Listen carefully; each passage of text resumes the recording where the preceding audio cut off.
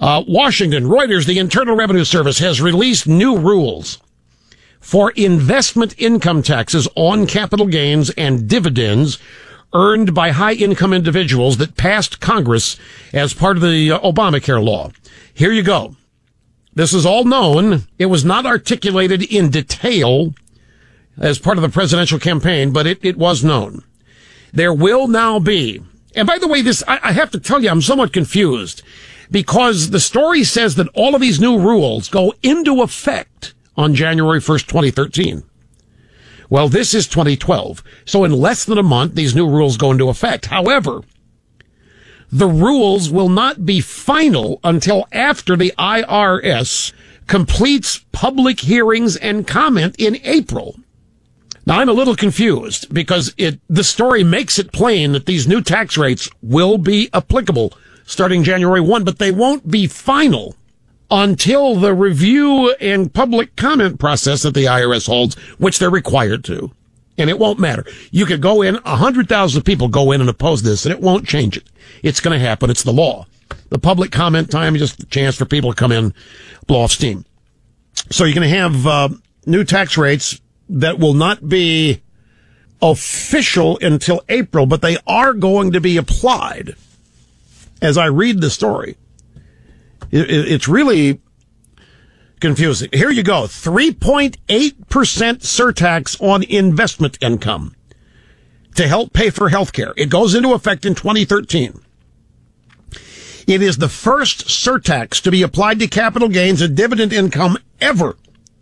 This is on top of whatever the capital gains tax rate is. Now, right now it's 15%, speculated to go to 20, 25. It's going to end up for people over $200,000 a year at 40%.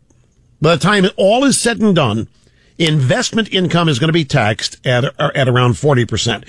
But it's going to start with this 3.8% surtax.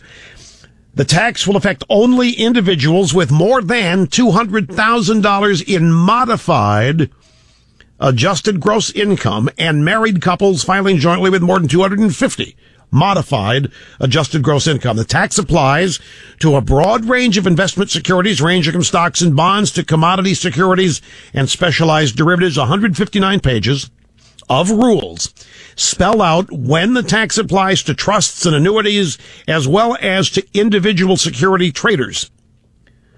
They released all this late on Friday. The new regulations include, you ready for this? A 0.9% healthcare tax on wages for high-income. So before we even get to a new deal on what Obama wants tax-wise, before we get to anything agreed to or not agreed, before we go over the fiscal cliff, 3.8% surtax on top of the 15% current capital gains, which goes to 20. And let's round this up, a 1% healthcare tax on wages. So whatever your tax bracket is, add a percentage point. For wages, for high-income individuals, and again, that's $250,000. So the 35.9% bracket becomes 36.9%, but without anybody doing anything. These are just the healthcare regulations.